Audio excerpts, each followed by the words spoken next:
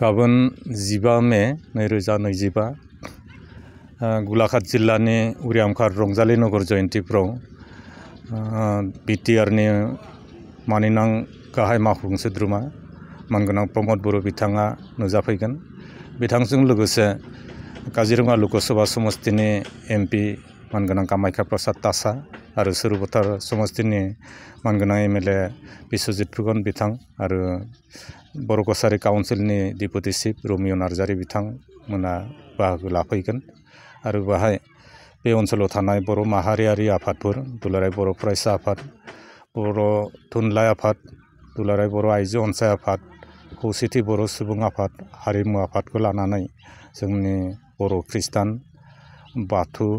ब्रह्म धोरोमनि आरो गुबुन गुबुन बर' माहारिनि धोरोमारि रायजो राजा बिथांमोनाबो बेयाव बाहागो लागोन आरो बाहाय जोङो मानगोनां प्रमद बिथाङा फैनायनि थाखाय रायजो राजाया बा जों गाहायै जोबोद गोजोननाय मोनदों। मोनसे आरो गोजोनथाव बाथ्राबो जोंनि सुरुबथार समस्तिनि मानगोनां एमएलए बिश्वजित फुकन बिथाङा जोंनि बेयाव थानाय बड'सा क्लाब काम केके बर' लाइब्रेरि न' जिमनि माखासे आइजें आइला होदों आरो बेखौ जोंनि मानगोनां बिटिआरनि चिफ प्रमद बर' बिथांनि आखाइजों गाबोननिफ्राय जोङो बेखावगोन आरो बेनि उनाव जोंनि बे ओनसोलनि जोंनि लाइमोनफोरा जिम गेलेनायनि गेजेरजों गावनि देहाखौ जोथोन लानो थाखाय थोजासे बेयो खाबु जागोन होननानै जों आसा खालामदों। बे गाबोननि मानगोनां बिटिआरनि चिफ प्रमद बर' फैनो गोनां बे हाबाफारियाव जोङो गासैबो बे ओनसोलनि रायजो राजा आफाद धोरोम बरुन बासियालासेनो बयखौबो बाहागो लानानै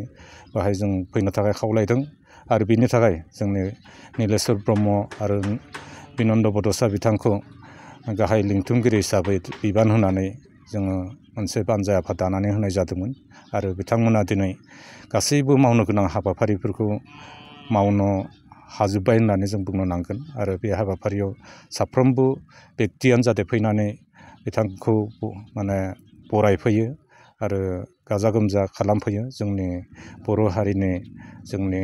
माने जाफुंसारनायखौ जाहाथे दिन्थिफैयो बेनि थाखाय आं बयखौबो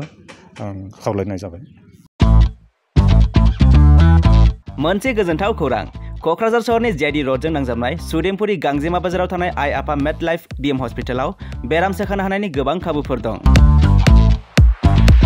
जेरै नोंथाङा आइ आफा मेड लाइफ बिएम हस्पिटालाव गासै समावनो इमारजेन्सि डक्टर्सफोरखौ एभेलेबल मोननो हागोन आरो बेयाव medical laboratory, pharmacy, paediatrics, medicine, gynaecology, radiologist, surgery, dental, cardiology, gastroenterology, urology, dental x ray, play area, x ray, sonography, OT, थामहिनबा ऑपरेटिंग थिएटर, आईसीयू आरो एनआईसीयू, पीआईसीयू फोरनि डक्टरफोरा एभेलेबल दं। लोगोसे normal delivery, C sections, gall bladder stone, kidney stone, appendix आरो हार्नियाफोर बेराम जानायफोरखौ अपारेशन खालामनायनिबो सुबिदा दं। आइ आफा मेड लाइफ बिएम हस्पिटालाव सप्ताफ्रोमबो फार्मासीजों लोगोसे लेबरेटरी आरो सप्ताफ्रोमबो इमारजेन्सि सार्भिसजों लोगोसे 24 घन्टा जेब्लायबो खुलायै थागोन आरो बेयाव लांलाय लाबोलाय खालामनो थाखाय एम्बुलेन्सनि सार्भिसबो थागोन।